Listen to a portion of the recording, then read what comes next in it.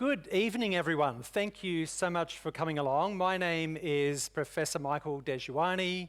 I'm a researcher in the ARC Centre of Excellence for the Digital Child, and also I'm a professor in the School of Communication at QUT. I'd like to start by acknowledging the Turrbal and Yagara as the First Nations owners of the lands where we're meeting this evening, and just really recognise that where we're meeting this evening has always been a place where people have talked about ideas, debated ideas, I'm sure, where they have talked about children and their futures and talking about the complications of that as well. And so I'd like to also acknowledge elders, past, present and emerging, and acknowledge any Aboriginal and Torres Strait Islander people who may be in the room with us today, but also online. I'd also very much like to thank the State Library of Queensland for hosting us this evening. So thank you very much to Vicky McDonald and Louise Danoon in particular for making this possible. With the weather, so thank you all for coming. Thank you for being here with the weather that we've had over the past few days with a storm on Sunday and then an inferno yesterday and then, the rain today. I was contemplating that perhaps we should call this Brisbane weather, friend or foe. But we're not here to talk about the weather. We are here to talk about kids and AI. And there's an enormous amount to talk about with regard to children and AI and whether in fact AI is a friend or foe to kids. And of course that's what our esteemed panel will be focused on this evening. So the theme, is AI a friend or foe to children, really aims to move beyond both the fear and the hype that often surround this issue. And so really often we end up with a polarised debate when we start talking about children and AI. And we are in this kind of paradoxical moment at present. On the one hand, there really is a deep concern about the role that AI will play in society and how it might add to the concerns that we already have about children and technology, particularly screen time, well-being, and of course, safety online, and whether technology really supports learning. And so AI really just seems to make all of those questions that we've had for some time now all the more complicated. It's also impossible to keep up with how quickly AI is developing, what it can do and the new products and services that it creates for children. And the names and the tools just kind of keep coming at us, whether it's ChatGPT or Claude or Gemini, Copilot or DALL-E, Adobe Firefly, Stable Diffusion, Sora, Google DeepMind, Notebook LM, and then when we start to talk about platforms for children, platforms like Character AI and Replica. And so it's no wonder that we're all confused and all overwhelmed and really don't necessarily know how to respond, because we've just had so much come at us so quickly over the last, say, 18 months to 2 years. But it's fair to say, on the other hand, that there is a lot of excitement about what AI can offer, and that there is a promise that it will help to make our children smarter, more efficient, more competitive, and perhaps more employable in the future. And of course, there's a lot of hype about its potential in education, to personalise learning, to track progress, and to support teachers and students in new ways. So this tension that exists then between the promise and the risk raises a number of issues I'm sure our panel will be exploring tonight. So we might ask how AI supports or limits learning and creativity. We could reflect on whether it bridges or widens inequalities, and we might speculate on whether AI is being governed in children's best interests and how it could be regulated more effectively in the future. So to help us explore all of that, we have a stellar panel. We have Mr. John Livingstone, who is the digital policy lead at UNICEF Australia, where he leads child rights advocacy campaigns to drive systems change and improve the digital lives of children and young people in Australia. So thank you for joining us, John. We have Natasha Banks, who is Program Director for Day of AI Australia, a free world-class AI literacy program for teachers and students in years 1 to 10 that's available across Australia. We have Dr. Hassan Khosravi, who is an Associate Professor in Data Science and Learning Analytics at the University of Queensland. His research sits at the intersection of learning sciences and human-computer interaction, with a particular focus on advancing the responsible and ethical use of AI in education. We have Dr. Kristy Corser, who is a research fellow in the ARC Centre of Excellence for the Digital Child, where she is co-leading a project, Children's Engagement with Artificial Intelligence, a Digital Child Parliament.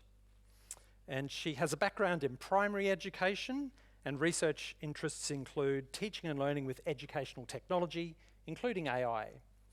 And then, last but absolutely not least, we have distinguished Professor Susan Danby, who is the Director of the ARC Centre of Excellence for the Digital Child.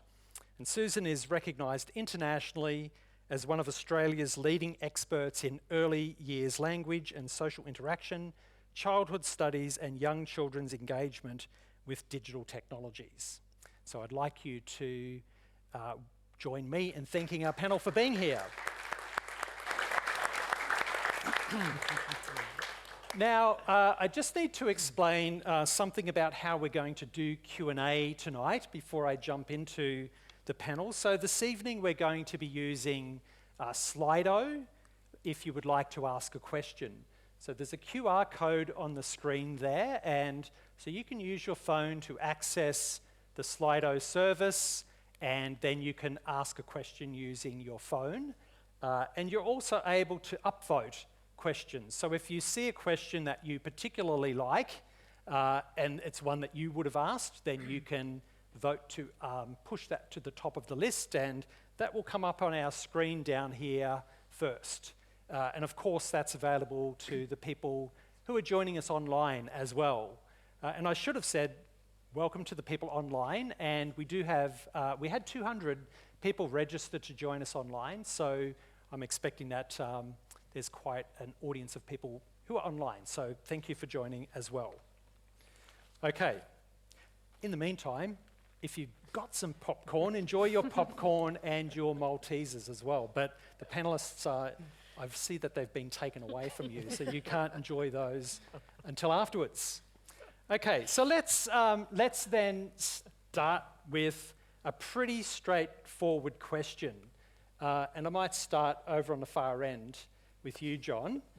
So just give us a couple of minutes on what is your take on this. Do you think that AI is a friend or foe for kids? Big question. Hello, everyone. Thanks for joining us. I'm going to go with friend, but friend in the sense that it won't just happen. We have to make it happen, basically. I don't think that's the current trajectory or eventual pathway for AI. And then the window for making that happen is also closing quite fast. I think doing this work in the whole sort of tech and digital space, I think people would say that we didn't get social media quite right as a technology. It's got some downsides. It's a bit of an ugly monster for a lot of people. And I think AI is going to make social media look like child's play. It is going to be already is so disruptive. It is going to be transformative. And I think if we want to, make it a force for good, we are going to have to act very soon. And if we don't, then it'll be our children and their children that pay the price for that inaction. Great. Thanks, John. Susan, friend or foe? On balance, I would say it can be a friend, but it depends on how well it's being designed for children. and I couldn't help but, I know we're not thinking about negative things here around AI, but I couldn't help but think about the story a couple of years ago in the BBC where AI had encouraged a child to put a penny next to an electric power point and nearly had an accident, and the mother was able to pull the child out before it happened. So there are lots of challenges in this field, and if you think about that example, what we have to make sure is AI is both responsible, it is empathic to and understanding of children's potential uses as well. So we need to look very closely at the design of that. And I would actually like to change the question. Instead of it being, is it friend or foe, I think what we can do is change the question to, what does AI mean to a child? Because that's why we're here tonight, to talk about what does it mean to a child. That's a really good turnaround of the question, but we're going to stick to the question for now. For now, it's yeah. Okay, we'll continue to discuss. More about that later. Absolutely. All right, Natasha. I think, and not to be, in line with everyone else, but I think largely friend, if we get things right, similar to what Susan and John have said. From my perspective, I think that is not only about regulation and design, but it is also about ensuring that young people understand the technology, both the kind of challenges and risks associated with it, but also the immense opportunities for them. So, yeah, ensuring that they understand what artificial intelligence is, how it works, things like hallucinations and bias, and that it can be wrong, and that it is not an empathetic, advice giver, that we should be making sure that young people understand that there are those very real risks for their use with the technology. But there's also this opportunity around support for teachers to make their jobs easier, and to provide that, enrichment instead of the administrative burden. So there are indirect benefits as well for children, I think, in terms of what's possible. Fantastic. Okay. Well, no pressure, Hassan, but we've had kind of three friends here. It's okay if everyone says friend, right? And then we can probably just kind of call quits on the panel tonight. And but friend or foe, would you say? Thank you. And hello, everyone, again. So I would say, we've heard friends, but we've also heard some concerns from everyone. Yes. So I would say, on balance, it has equal opportunity to being a friend or a foe. And it really does come down to how we use it. Because it's not a thing on its own. It depends on the kind of tools we design, how we get actual children to use it. And I would, if I was also to propose a change to the question, not that we changed it last time, but would be, how do we make AI a friend rather than a foe, rather than whether it is or not? Yeah. So on that note, there is a lot of opportunity to design AI as a companion, as a 24/7 sort of learning companion that perhaps can complement what you get out of parents and educators on the side. That it can give students a lot of both sort of skills and abilities that perhaps parents and educators may not necessarily be well positioned or timed to give them. And also give them a lot of sort of digital citizenships and just good human, behavior. On the concerns, I think the main ones, at least on the side of learning, is that there might be over-reliance and engagement in offloading both cognitive and metacognitive abilities. Cognitive just offloading the tasks that they need to do, and metacognitive actually also offloading the thinking that they need to do beyond the task completion itself, as well as various risks. Social media, is a great example that Michael had there. So equal on both sides. It just depends on us. Okay, fence sitting there a little bit, Hassan, but point well made. Okay, thank you. And Kristy, friend or foe? So I know most of my colleagues here have said a friend, and I'm probably leaning towards the same, but also on balance understanding the risks as well. So I wanted to take a little practical view on this question about being a friend or a foe, given my practitioner experience, and also for parents and carers, that AI has been around for a long time, and it's never really been developed for children in mind, but it's obvious that children are prolific users of AI, whether they realise it or not. So, for example, if children are watching a streaming service, whether it's Netflix or YouTube, AI is built into that to then recommend something to the children. So algorithms have been around for a long time. So is AI in streaming services a friend or a foe, or do we see it as helpful or hindering? It's if we assist with the digital literacy and citizenship capabilities of children to understand that at some point they may not be choosing what they want to watch next, but it's being recommended to them. So understanding the persuasive design techniques that are used in such a service. Another practical example is if children are playing video games, NPCs or non-player characters are developed through AI.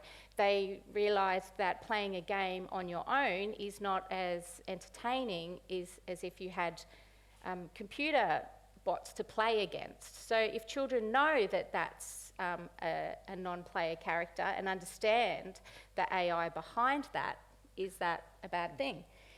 And also we're seeing lots of learning apps that can differentiate for children in the classroom, things like Duolingo and Mathletics. They're all built with AI, the back end of AI. So whether children need to, and parents and educators understanding that that's the AI that's been around for a long time. And of course now we see generative AI. That's the things we're seeing with character AI and ChatGPT. So, and of course there's lots of AI in our homes. So children are interacting with home devices, talking to Google at home and Alexa. That's all got AI built into it. And they're experimenting obviously with AI in health as well with doctors. So on balance, it's here. We need to understand it and learn about it. It's not going away. It's becoming more prevalent in our life, and safety by design for children is key. Great. Yeah, so, I mean, it's really interesting that I guess in some respects across the panel, we're all kind of optimistic about the possibilities for AI. And so even though we've had there's been a lot of media attention, obviously, around the dangers of AI, there has been a lot of parental concern as well. And of course, there have been lots of calls for that stronger regulation to come in, and that idea that AI is kind of running ahead of regulation. But what I'm hearing you all say is that if we can get it right, it could be a good thing on balance. So let's stick with the theme of what could go well and turn our attention then to what we find exciting about AI. And so Natasha, what excites you most about Day of AI is all about teaching kids to use AI effectively and to make it work for them, right? And so when you're doing that work, what excites you about the possibilities of AI for kids? Sure. I think it's a really good question, and to your point that there is a lot of negativity around the conversation at the moment, I think it's important to kind of focus on both the opportunity for really significant empowerment for young people with these sorts of tools in terms of learning outcomes, but with our program, we actually have a student challenge, and one of the things that I really love is that it's an opportunity for young people to have hands-on experience using AI tools to think about real-world problems. So whether it's in their school community or if it's in Australia or across the world. This year we're focusing on the UN Sustainable Development Goals and how AI could be used to tackle those challenges, and bringing young people into solving those problems and learning about how this technology can be really supportive, and just amazing ways that the young people are thinking about, poverty alleviation, economic empowerment, education, gender equity, all of those sorts of things. It's a really powerful tool, and they should be given the opportunity to kind of have as much say in that development as well. We've all sort of talked about the positives in terms of learning outcomes for young people, and that is a genuinely exciting thing in terms of that equity uplift. Can we bring people who have been more at risk in the digital divide, traditionally in Australia, First Nations kids in regional, rural, remote communities and lower socioeconomic areas. AI is an opportunity for them to level the playing field, you know, personalised learning, differentiated learning plans for students, tutors at home when your parent might not be available or might not have the knowledge and skills to help you. So I think there are some really, there are genuinely exciting things about how AI can support young people, and but as we say, we need to get it right. So interested to hear what everyone else has to contribute. Yeah, thank you. Susan, as someone who has paid attention to how children use technology in their daily lives and for literacy development, for instance, for a while, what do you see that could be exciting about AI? I think if we think about children and their everyday lives, they don't see, oh yes, I'm doing AI now, Right. or oh yes, I'm playing with blocks now, or oh yes, I'm playing with toys. They just see this as their everyday worlds. And so that's a fundamental understanding. Adults, we might see AI as a threat. Children simply see it as part of what they do every day. And so what's exciting for me is that we actually get to walk alongside these children, our young children and going into youth, about what they're experiencing, what they're actually doing with AI.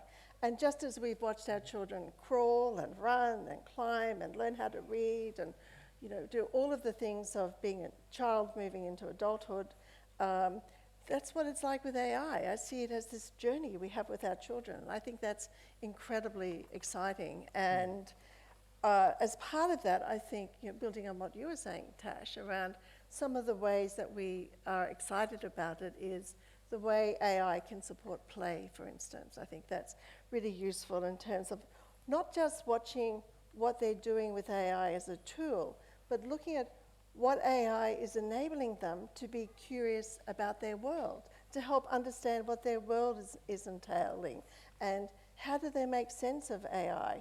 And for us as researchers, I think it's really important that we understand how they're using that AI, because that's going to help us and developers, tech developers and so on, design better AI for children. So that makes me really excited. I think a second thing that makes me really excited about AI is the kinds of conversations you can have. They can be great conversation starters. People are worried about some of the moral and ethical considerations of AI, but it's a wonderful opportunity to have conversations about AI and to ask questions like, did Alexa answer your question? Do you think that Alexa listened to everybody in the class when that question was asked?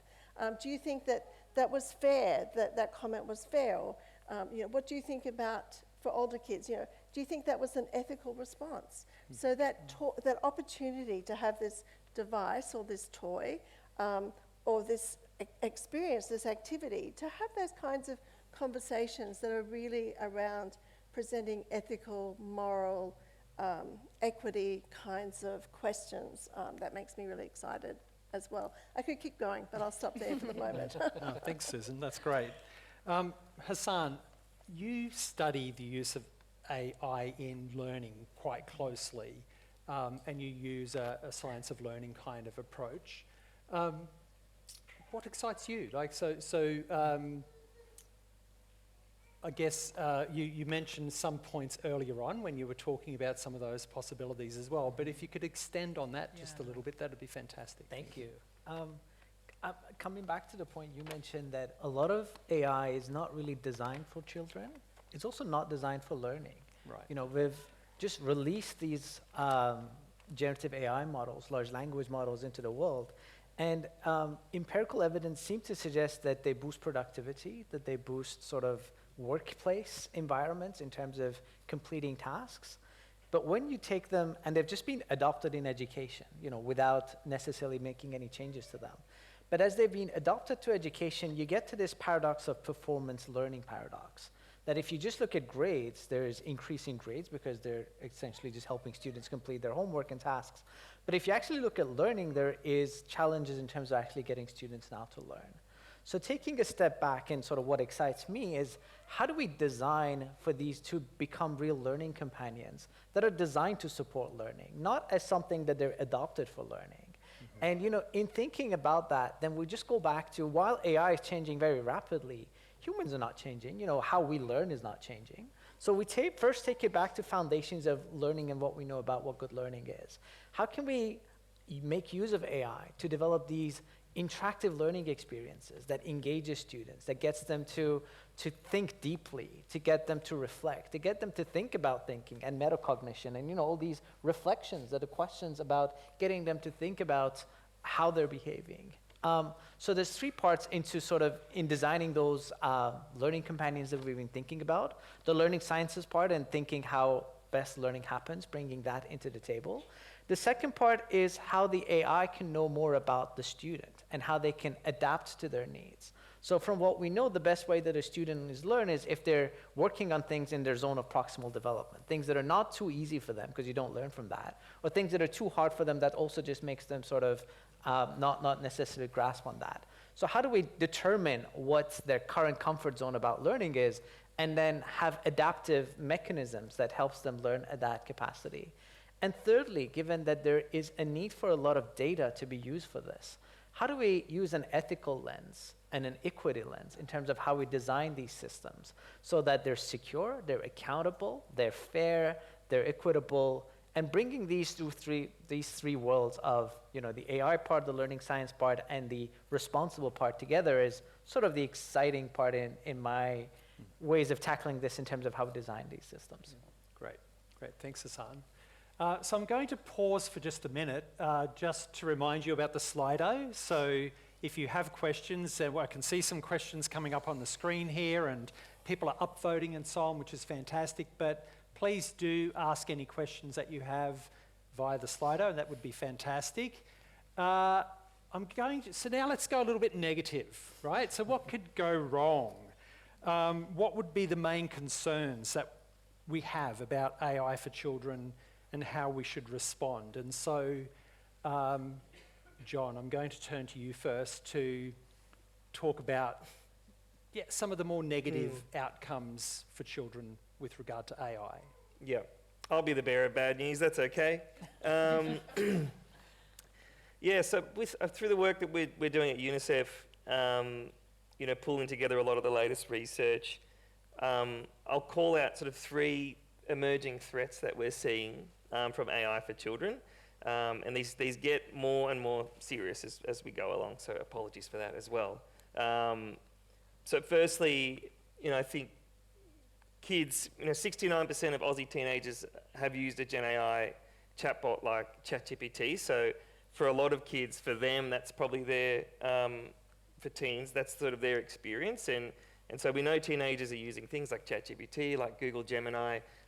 They're probably on there getting help with their schoolwork, but they're also talking about other things. We know that they're getting mental health support as well on there. And as Hassan mentioned, they're using a tool that wasn't designed to be a therapist for that purpose. And while they're at a sort of unique and vulnerable developmental stage. So obviously, for obvious reasons, that's something that is cause for concern. And then further to chatbots, then there's AI companions. So someone already mentioned character AI, replica AI. These are companions, on there you can be Mark Zuckerberg's best mate. You can have a chat with Batman if you want to. But you can also create a girlfriend for yourself. You can tailor your girlfriend if you like. And it's not, the interaction is different than when you're just on a ChatGPT. It can be erotic, it can be sexual. And then when you put it down and walk away, it doesn't just wait for you. It sends you a message saying, hey babe, I haven't heard from you in a few hours. What are you up to? I miss you, so on and so forth. So that's what I think they call a parasocial relationship. It's sort of one-sided. And already I speak to law enforcement and child protection workers who have teens who are presenting with sort of challenging behaviours based on those interactions. So that's the first one. The second one is deepfakes and the way that they can enable image-based abuse. So there's been lots of high-profile examples of this. Say, the classic case at the moment might be in a school, a high school. You have a classmate who gets an image of, say, well, it tends to be a female classmate. It's a benign photo, but then they use a sort of AI image generator to make the photo explicit in some way, send it to 10 of their classmates in a group chat. They send it to 10 of their classmates, and suddenly every kid in school has seen it and all hell breaks loose. And there's been some, really awful cases of that happening just last week in Sydney. There was a quite high-profile case. So that's the second one. And the third one, this is the really serious stuff, so I'm sorry, there's a bit of a content warning here. This is the sort of really awful part of the work that we do, but we are seeing those people who already exploit and abuse children. AI is amplifying the opportunity for that. It's making it easier, and it's amplifying that risk. We're seeing this play out in childcares right now in Australia, but I'm not sure a lot of people are making the connection that there is this sort of connection between the offline and online world and what's happening there. And so, in the past, an offender would have to go online and go to the deep recesses of the internet, go to the dark web, go to some awful board to find, exploitative images of children. Now they can just create them on the spot using tools that are designed for that purpose, that are also sold on the black market, or by jailbreaking open source AI tools to do that. So it's creating an explosion of the sort of worst content that exists. And I speak with law enforcement, who are the main responders for this kind of issue, and they just feel like they're in a constant state of playing catch up. So that's obviously terrifying. And I'll just quickly end, Michael, on sort of what do we do about it. For all of these things, I think, there's various actors involved in this ecosystem of how we respond. I think governments have a responsibility to provide the sort of boundaries and safeguard of the online world, including AI tools. So we need strong laws and regulatory frameworks that provide that guidance.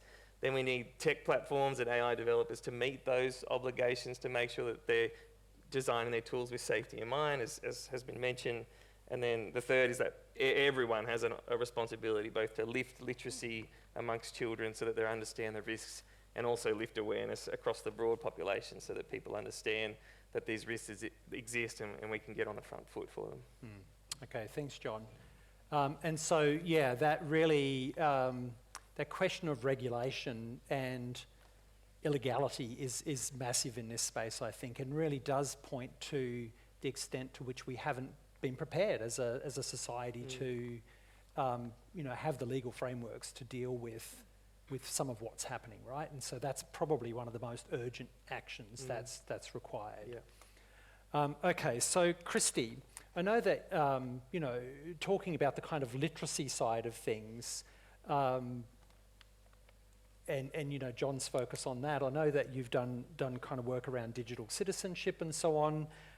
What would you say should concern us, and how should we respond? So I think at the moment the industry is largely self-regulated, apart from work now coming through, especially here in Australia with the e-Safety Commissioner. And developers are creating these things with different intentions for when children are planning on using it. So like the things we've been talking about here, not designed by children, and if it's unregulated, how much do we rely on self-educating ourselves and parents trying to parent and educate themselves at the same time? So it's a tough job to try and push back against this industry that their main model is to make money. So I think that with the lack of transparency and the push from regulators like our e-Safety Commissioner, and also from research, to continually put pressure on the tech companies and the developers that are making these, that's a priority. But in the meantime, we can take it upon ourselves to upskill ourselves as parents and adults and educators, but as well as educating our children and giving them the digital literacy skills that they need to navigate this space. So I think that the more we can educate ourselves and understand the risks, and to make sure that this is happening in classrooms and at home. I think also if we're, like Susan was saying before, if parents are playing alongside their children to try and experience what they're seeing as well from a children's perspective. And also the platforms that we've been talking about, like the Gen A platforms, ChatGPT, Gemini, Copilot, they've all been deliberately developed to be engaging and using features that are text-based responses and engaging for children, like they're creating these friends that are online. So if children can understand what's real and what's not real, we have to help them along the way with that digital citizenship and digital literacy skills to continually question what's going on. It can be unsafe space, but we use the analogy quite a lot with the beach is unsafe. We don't stop the children from swimming in the beach. We teach them swimming skills, to swim between the flags, and surf life-saving skills, and it's dangerous to cross the road. So we teach the children how to safely cross the road. So this space, the online world, is very similar. It's got its pros and it's got its cons, and it's important that we hold our children's hands along the way and teaching them skills to navigate this space. Yeah, thank you. And do you think with school, I know that you've, as you said earlier, you've worked a lot with schools. You were a teacher up until relatively recently, and so on. Do you think that schools are equipped at the moment to begin to help students with AI, or is that still a challenge? I think it's certainly still a challenge, but teachers are wonderful. Teachers are great. They're adaptive and they're learning as well. And I also think that sometimes just because you can do something online or with a piece of tech doesn't mean we have to. Right. Sometimes the old school way is okay as well. Yeah. So there's this thing where when there's new learning to need to be happen with children, let's give it to the teachers to teach. Let's add it to the teaching load and the timetable. But we're very familiar with the term of having a crowded curriculum. At what point does it not become a teacher's job? Bike safety, swimming safety, now online safety. So they can only do so much. Parents are trying to navigate it as well. So I think it takes a village. We're all in this together, and we need to navigate it together. Right. So you're a strong advocate for parents skilling up in this space then? Yeah, cool. Thank you. All right, so we're going to turn to questions from the audience very shortly, sorry.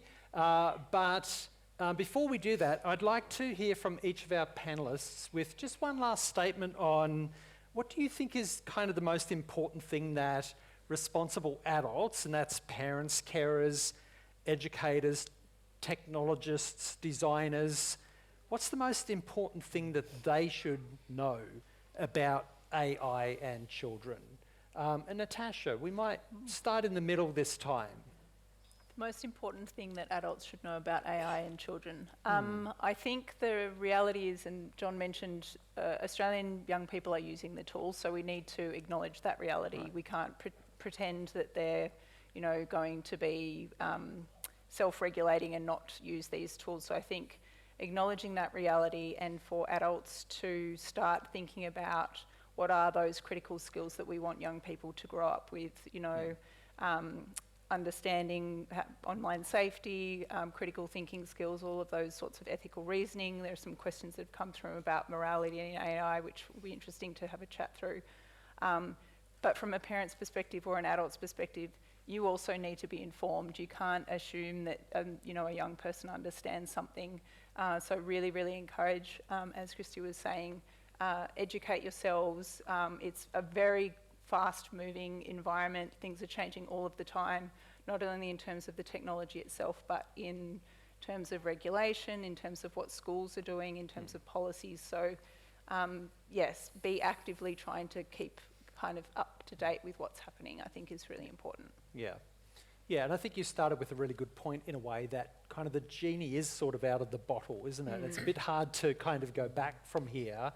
So we just really must respond, right? Yeah. But I think John's point is really relevant, that the genie is out of the bottle, but we have this window which is closing for us to set the parameters for how we want it to be, for both the adoption that is happening now, but into the future as well. So all of these things that we've been talking about, safety by design, responsible use, ensuring that, that AI literacy is embedded in the curriculum, all of those sorts of things we are at this moment now to kind of set where we want to go, and I think that's really critical. Can you say just a touch more about what you mean by safety by design? Because it's a term that we use, but it's not one that people are necessarily familiar with. Yeah, sure. So I'm probably not the best, and I'm sure that others on the panel will be able to contribute, but safety by design means that you're thinking about the child as a user from the very beginning. So with everything that we do at Dave AI, we consult the eSafety Commissioner's Safety by Design toolkit, so that gets you to think about things like terms and conditions, what data is being collected by the company that the tool has been developed by. Ultimately, what is their objective? Most of the time it's a commercial product, so they're wanting to sell something. And if they're not selling it, what are they actually getting in terms of the value from a user? So I would be interested to know how many people here in the audience have read the terms and conditions of ChatGPT. Do you know that everything that you put in there is staying there forever? And we've had cases in the States where every chat that you've put in, regardless of whether you've deleted it or not, is subpoenable. So that information sits about you in this repository, which is owned by a commercial entity. So in terms of the safety by design, though, it's always thinking about, so with AI, what are some of the materials that could come through, ensuring that, there are guardrails to ensure that there are layers in terms of like profanity filters, sexually explicit material filters, all of those sorts of things are, some elements of safety by design. Yeah, thank you. Susan, what do you think responsible adults should know? So one of the things I think responsible adults should know is that, first of all, there's been a lot of talk tonight about how children have appropriated aspects of adult AI. But I do think it's really important to know for parents, there are a number of excellent AI resources out there that are designed appropriately for children. So I'll give you an example of one, something like Chatterpix, where children can take a photo. It can be of themselves, it can be of a puppet, it can be of a scene. They draw a mouth on that photograph, and then they tell a story. They tell a story about that photograph. And I was up collecting doing some outreach up in the Torres Strait Islands, and we had the most amazing stories that were being told by children, imagining this whole creative world that they had through their puppet and through their photos and so on. So there are that's just one example, but there's lots of really good examples. And so we need to celebrate those examples that have been designed appropriately for children, recognizing also there are challenges because of data collection, all those things that you talked about, but that's one of the first things. I think the second thing is that we all need to be better at being vibe checkers. I don't know if you read the story on the ABC News yesterday, how most teenagers thought they could tell the difference between fake news and not, and most of them got that wrong. And I think as adults, we probably are in that same category as well. So I think we need to become schooled up, as we've been talking about. We need to get better at detection. How do we detect what might be fake videos? We know that Sora has a watermark, but you can easily take that out, I believe. I haven't tried, but apparently you can. And I think the other is really important is around prevention. And we've been talking, Natasha was giving some great examples around teaching AI, not just how to use AI, but also how to question it. And safety by design the toolkit is fantastic, and an important part of any toolkit is around listening to the children and what the children themselves are doing in this space. So children have a right to play safely, they have a right to play, and they have a right to have resources and materials that are appropriate for them. Great. Oh, and just one more, relationships. This is all done with relationships and being together, as I talked about earlier. Thanks, Susan. Hassan, what's the one thing that you think responsible adults should know? Thank you. To the points that have already been mentioned, it's such a fast-moving space that just being aware of what's happening is hard by itself. Knowing that if you just ban it or ignore it, it's not going to go away, or perhaps you might be putting your own children at a disadvantage compared to others. Also, there are tools or technologies that are appropriately designed, and being aware of those is a good way sort of to get your child to go ahead. Coming back to the relationship that was also mentioned, there is perhaps a bit of a thinking that, you know, you might delegate a lot of the teaching to these AI tools that come out. You know, that your child could be spending a few hours there and sort of gives you back some time to yourself. But knowing that maintaining these human connections and preserving these with your children, with the friends that they've got, remains a critical point in terms of how we adopt AI responsibly, so that they don't become, you know, their only companions, Right. but part of a bigger set of relationships that they hold in their life. Great. Right. That's a great point. Thank you, Hassan. John, we'll go to you. Yeah, this is a tough one. One thing I was thinking about a lot today. I'm going to go with this idea that I think very quickly AI, particularly Gen AI tools like ChatGPT, have gained this like mythical status. We seem to elevate their outputs above like a lot of human thinking. It's like it's coming from some form of higher intelligence. But actually at the moment, these tools are more like a dodgy lawyer, you know, with the slick back hair, and sure, like he knows his stuff, he has a law degree, but he also aims to please. Like he might be giving you advice that is, you know, he's like, yeah, we're gonna smash this case, where in reality you're not. And for him, as long as you're talking with him, he's still making money, which again is a motivation. It's to keep you engaged and to keep you on there.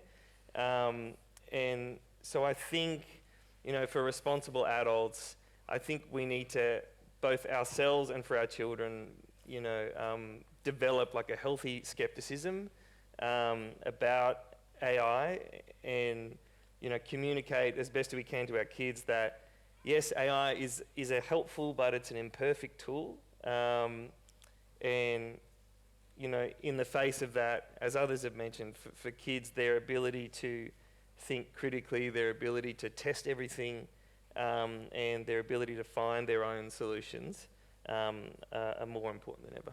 Great. Thanks, John. I'm not going to get that image out of my head now. That's yeah. Sorry to the lawyers you in for the room.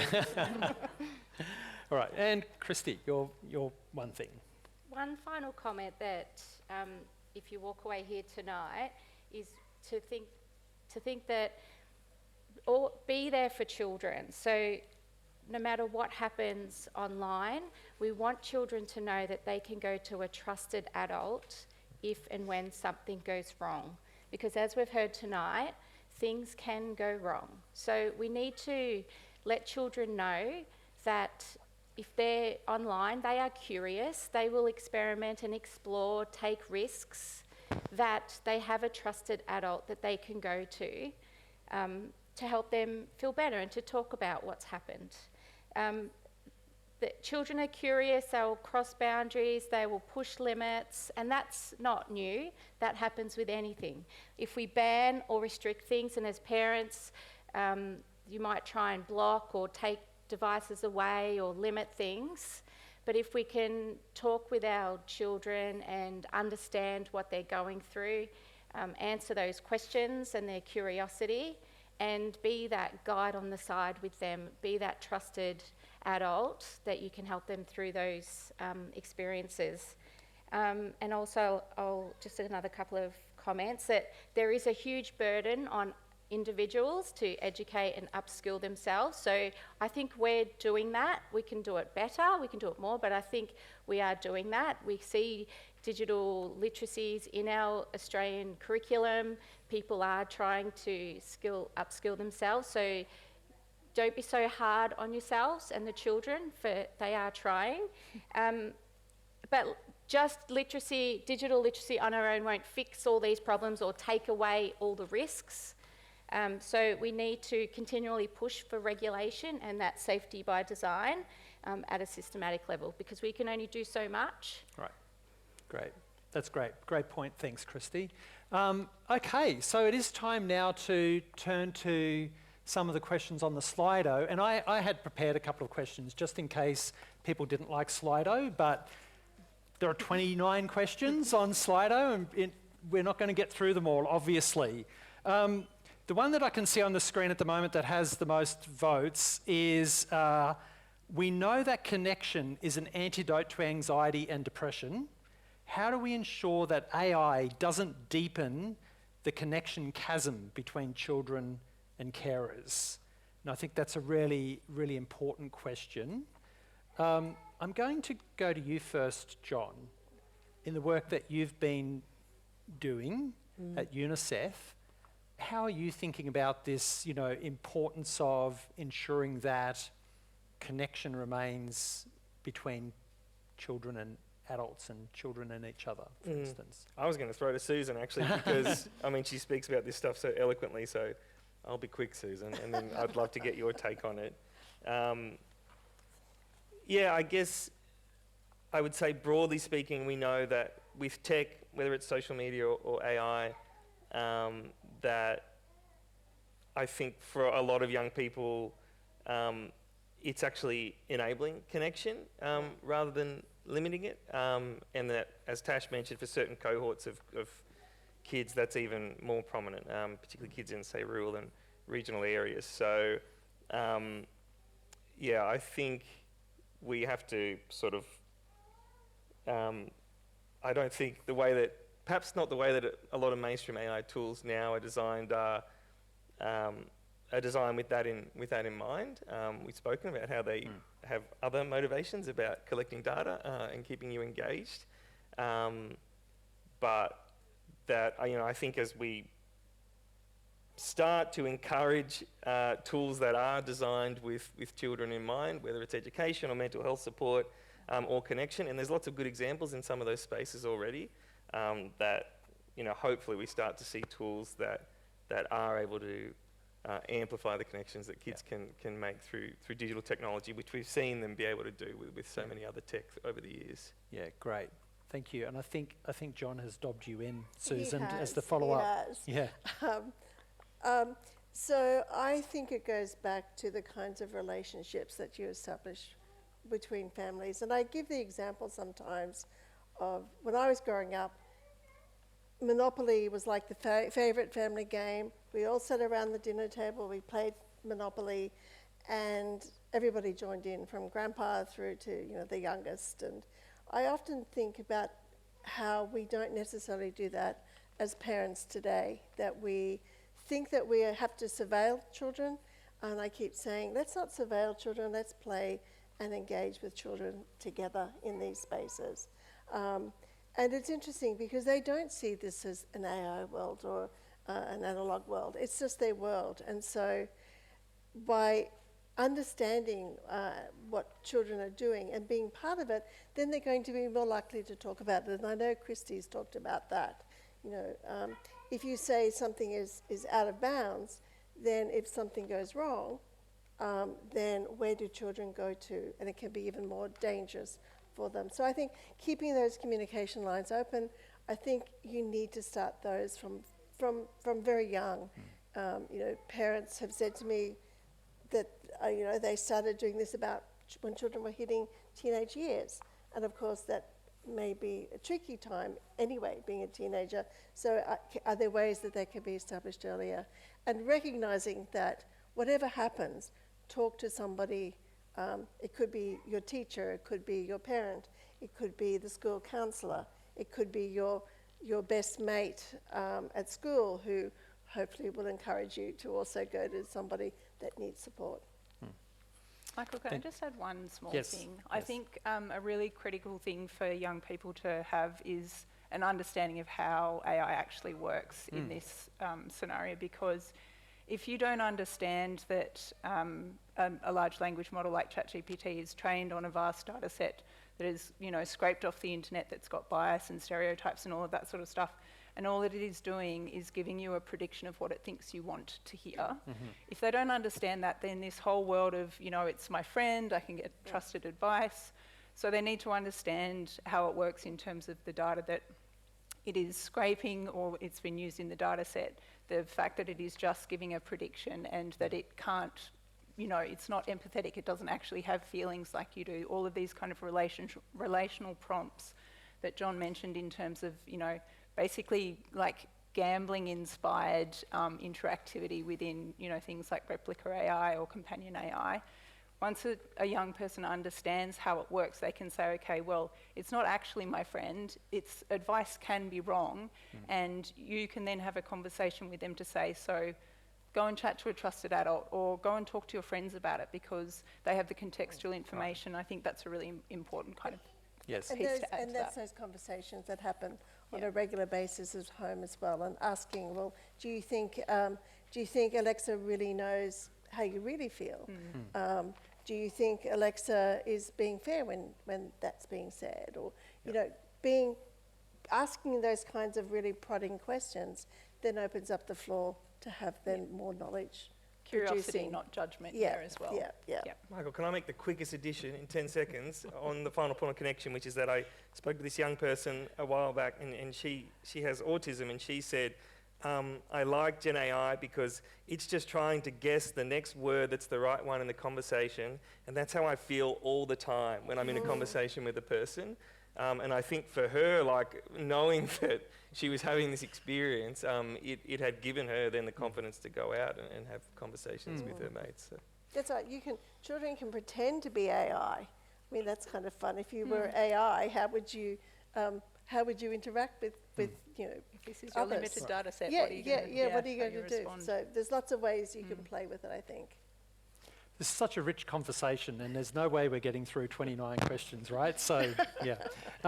So let's just go to the next most popular question here, which is I think, kind of connected to what we've just been talking about, which is how would you teach morality to our kids regarding AI use, particularly in a world with easy access to AI and kids can see the shortcuts in learning as a win. Kristy, I think this connects to some of what you were just saying in your final answer before. So did you want to lead off with a response to that one? Yeah, sure. Thanks, Michael. And good question. Thank you. I think that we can think about it in a way when Google and the internet was first seen in the classroom, and we were teaching children how to do a good Google search, and then the results will come up. And then we're teaching them, okay, so look at the website that it's referring to, and now check that information with another website, and now go and talk to somebody about it, and now go and see that information in a book. So you're cross-checking your information and your sources. And I think now with Gen AI and children having access to that, there is the AI framework now in education in Australia. There was a policy that was brought out quite quickly with that, where schools are not really encouraged to block the access to Gen AI, but rather they were provided a framework in how they can use it in the classroom. So if children can understand from the outset if and how they can use Gen AI in their learning or in their assessment, and treat it as a friend rather than a foe, then hopefully they get to use it in a good way, where it's not seen as cheating, but also using it as prompts to help. So now we're not teaching how to do a Google search, we're teaching how to do a good prompt in Gen AI. So I think it's just about learning how we can use it to our advantage. So can I just give It'll have to be 30 seconds, Well, Susan. Yes. a really quick example? Yep. So encouraging children, instead of asking ChatGPT what's 2 + 2, ask, how would I solve the problem of finding out what 2 + 2 is? So I think just that subtle change of question is very helpful. It's fantastic. Hassan, I was going to give you just the final word on this, and then unfortunately we have to stop. So Hassan. Do you want to go to the next question? No. Oh, would you want to answer the next question? We can at least do 3. Okay. How can AI level the playing field when it costs, e.g. via subscriptions? Won't it simply further existing inequalities? Yeah. So you're the only one who gets to answer this question, so no pressure. No pressure. Yeah. This is one that we've been thinking a lot about in higher education. On the one hand, one of the reasons why it's being seen as leveling is that many of our students would have private tutors, and an hour of private tutor will cost $30 to $40, and they're getting many hours of that. So there's a much more substantial cost if you're getting a private tutor that help you all the time, whereas an AI subscription will give you that at the cost of 1 hour. There's also the possibility that some universities are looking into helping and assisting with some of those costs. So they're looking to bring in some AI tools and use cases that everybody at the school or the university, depending on what you're looking at, would have access to. So sort of to summarize it, yes, there is still that difference in terms of who has the money to get, you know, all the AIs that they have around them. But by and large, use of AI and accessing that costs a lot less than a good lawyer, rather than, you know, the one that we've got here. And also universities and schools can sort of help offset some of that. Yeah, fantastic. Okay, well look, this has been such an incredibly rich discussion, and for each of these answers we could clearly have another half an hour of conversation, which I think is just a really great sign that this has been such a rich discussion. It is an area that's going to continue to vex us, continue to challenge us into the future, and one that I'm sure we're going to continue to debate for many, many years to come. We did just want to point out a couple of things. So you have access to a postcard which has a QR code on it, which then gives you access to this report, which is the ARC Centre of Excellence for the Digital Child's Report, Children and Generative Artificial Intelligence in Australia, the big challenges. So that, well, I guess, you know, goes through some of the things that we've been talking about this evening, but provides you with another touchstone for that.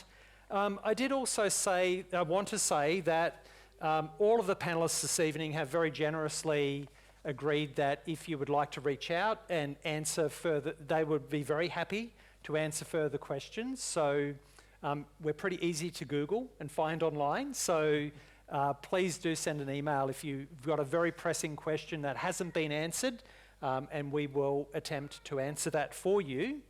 And in addition, tonight's session has been recorded, so if you would like to watch it again, you can certainly do that, but also to circulate to other people who you think might be interested in this discussion, then you will be able to access that recording very soon.